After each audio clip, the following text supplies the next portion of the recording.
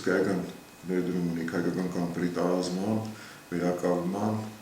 այդ ոլորտում ինչ է հայի համար հայկական կամպերը եւ հատկապես ձեզ համար որպես հայկական կամպերների սիրահար, նաեւ խոշորագույն ֆերմերներից մեկը Հայաստանի։ Ես ոչ թե հայկական կամպերի սիրահար եմ, այլ ընդհանրապես ինչ կապված է Հայաստանի հետ, որ կարող է կորցնենք եւ ինչ որ իրանից ներկայացնում է արժեք, ոչ թե ֆինանսական արժեք, այլ ինչ որ մշակութային հետ։ Ինչ որ իմ հետ է կապված, դա կենդանիներն են, կատուշուն, ձի, հա։ Հայկական կամպերը ինչն է, հնուց եկած Հայաստանում առաջացած ընտանեկան շուն է, բայց Հայաստանում առաջացած ոչ թե սրա Հայաստանում, այլ այս տարածքում, Հայաստանի ոչ սահման, ոչ թե այսօրվա սահմաններով սահմանենք, այլ ինքը շատ մեծ տարիքի կենդանի է, տասնյակ հազարավոր տարիների առաջ առաջացել։ Կամպերը ստեղծվել է ժողովրդի եւ տեղի բնակլիմայական պայմաններով իրար հետ համակապված ինչ-որ ձևի առաջացած կենդանի։ Նույն ձևից որ վանակատուն առաջացել, ինչ-որ մեկը չի այդ ցեղը ստեղծել, ինչ-որ մեկը այդ ցեղը չի արտադրել, ոչ մեկ չի մտածել, որ ես ուզում եմ սել շուն ունենամ,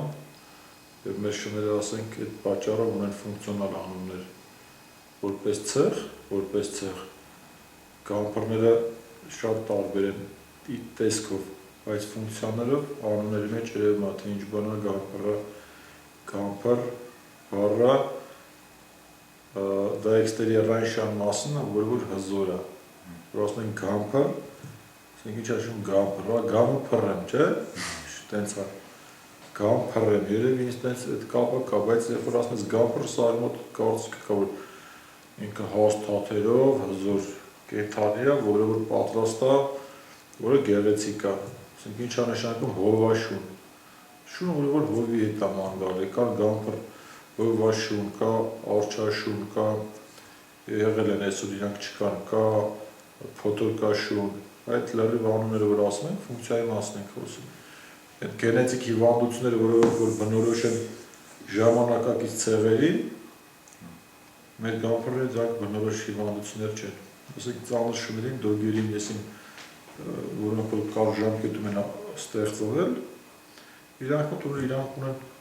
գենետիկ հիվանդություններ, որը որ կախված է քաշի հետ, շարժման հետ, մկանելի կառուցվածքի։ Կամպերների մոտ այդ խնդիրը չկա, քանի որ եթե կենդանին պրոբլեմ ունենար ինչ-որ հիվանդության, ինքը դուրս էր գալու այդ իր պես չէր արտադրվելու։ Այսօրվա մեր շները գալ այդ, չեմ ուզում ասեմ հավասար, լավ գլխեղտը, լավ գայլից էլ ուժեղ է։ Սա փաստ է, որտեղ դարիքում մենք օրինակ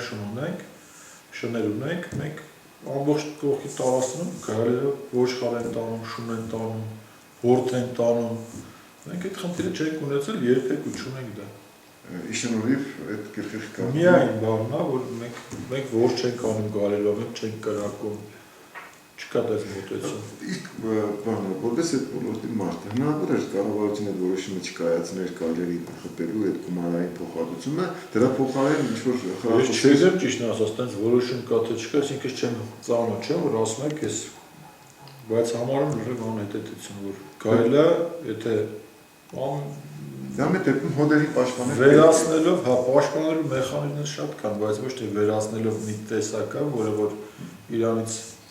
ներկայացնում է բնության սանիտար։ Հիմա կարող ենք ասել, որ կամպերը ոչնչացման եզրին չէ։ Չէ, կամպերը ոչնչացման եզրին է, երբ որ սովետի ժամանակ ընդունվեց Կովկասյան արճարկա հասկացողությունը եւ գամպեր բառը չէր օգտագործվում։ Ցավոք սրտի, իսկ իրականում Կովկասյան արճարկան առաջացել է աբորիգեն շներից, գամպերներից, ես ասում եմ գամպեր, որտեղ հայերեն այդ շունը գամպեր է, վրացերեն այդ շան անունը ուրիշ անուն է, թուրքերեն ուրիշ անուն է, ադրբեջաներեն ուրիշ անուն է, Մենք մեր անով ենք ասում այդ շանը։ Լրիվ շները իրար ազգակից են։ Իրար նման շներ են։ Գենետիկորեն մեկը մյուսը հետ կապված է։ Տեսքով էլ ամեն ինչով իրար նման։ Հայկական կամպերի, ասենք, յուրահատկությունները կամ առանձնահատկություններից որը կնշի։ Շան գույնը, մազի երկարությունը, ասենք, կարող է շունը չար լինի, կամ երկար մաս կամ կարճ մաս, կապ չունի համար կարևոր է, որ շան աշխատանքային հատկանիշները լինեն բարձր, ոչ թե իր գույնը կամ գույնը, իհարկե գույների մեջ կան գույներ, որոնք որ խնդիր գենետիկորեն խնդիր առաջացնող գույներ են, նրանք սենց ասած, բազ գույներ, ասենք ալբինոսները, օրինակ, որպես օրինակ եմ ասում, կամ էլ կարիշի մի գույնի խնդիր են, որտեղ իրանք էլի գենետիկորեն խնդիր առաջացնող շներ են, որոնք որ չեն բազմանում, չպետք է բազմանան շարունակվեն։ Սպիտակ շները շներ են, որոնք որ կարող է վատ լսողություն ունենան, կրիպտորխիզմ ունենան։ Մենակ դրանց մասն է, որը որ ամենտեղ պետք է նշվի, ամեն ցեղում դա նշվում է, բայց առանձնահատկությունը նայա մեր շան, ես ասի, քան նրանք ֆունկցիոնալ անուններ ունեն, ցավոք սրտի մեր մոտ, եթե ընդունվում է այս ծանոթ չեմ ստանդարտին, որը որ ընդունված է, բայց միշտ կողմ եմ եղել, որ միակողմանի ստանդարտ մշակվի կամպերի համար։ Պատկերացնում եք դուք, մենք սկսում ենք բազմացնել ամբողջ այս քանակի մեջ չար շներ կան շատ սիրուն, կան գծավոր շներ, երկար կարճ մաս, առուծատիպ, վագրատիպ կան, թե մազի երկարությունով, թե եթե ստանդարտացնենք, մենք մնացածին կկործնենք որպես տեսական կամպեր։ Ասենք Թուրքիայում այդ հարցը ուրիշ ձև են լուծել, քանի որ քանակը շատ է, մեծ տարածությունն է, ոչխարաբությունը շատ է զարգացած, այնտեղ կան կենդանիներ, կանգալ, կառաբաշ, ակբաշ եւ այլը։ Իրանք կարան թույլ տան ինչ-որ մի տեսքը շան վերցնեն և բազմացնեն, իրան անվանում կդնեն։ Իրա հատկությունը պահպանեն և տենց բազմացնեն։ Մեր դեպքում մենք Հայաստանում ինչքան շուն ունենք։ Հիմա է, որ ասենք դրսից է գալիս, Ռուսաստանից է ներմուծում և այլ, բայց մենք ես համարում, որ մենք այդ իրավունքը չունենք։ Մենք պետք է ֆունկցիոնալ ձևով այդ շներին ընդունենք, որում ճիշտ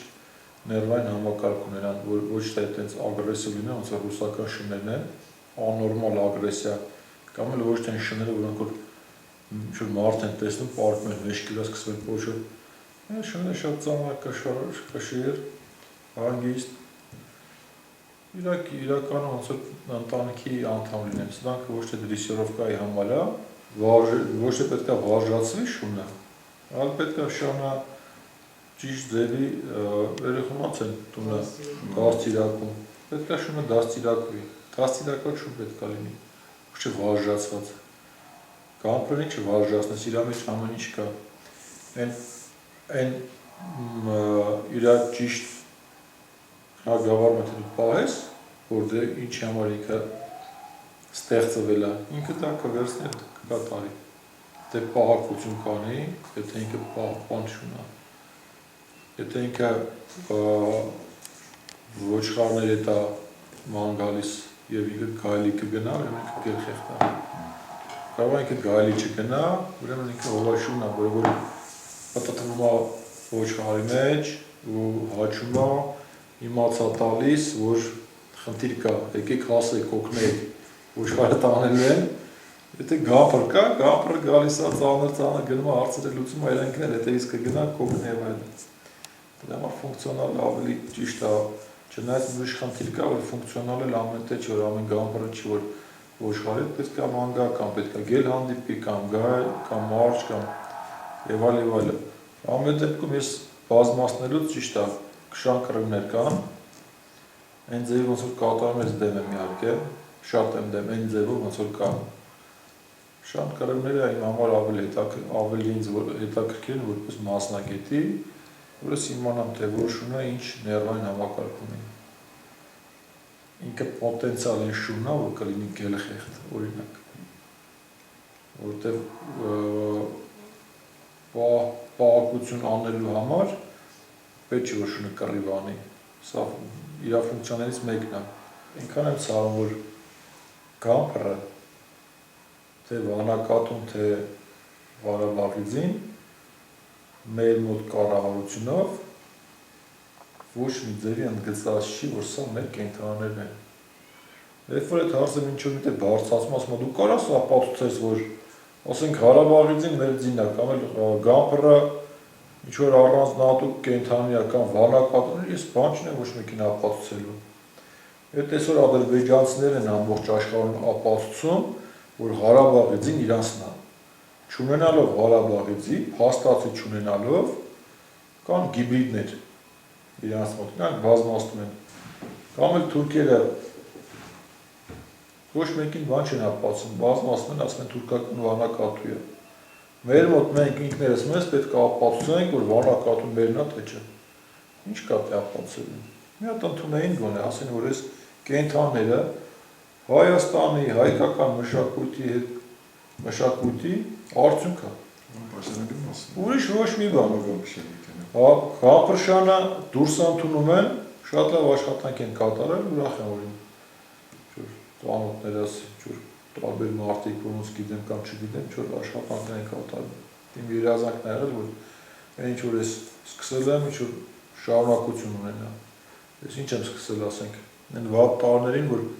ուտելու բան չկար, շները հավաքում էի Հայաստանի տարբեր տեղերից։ Բերում էի, բազմացնում էի։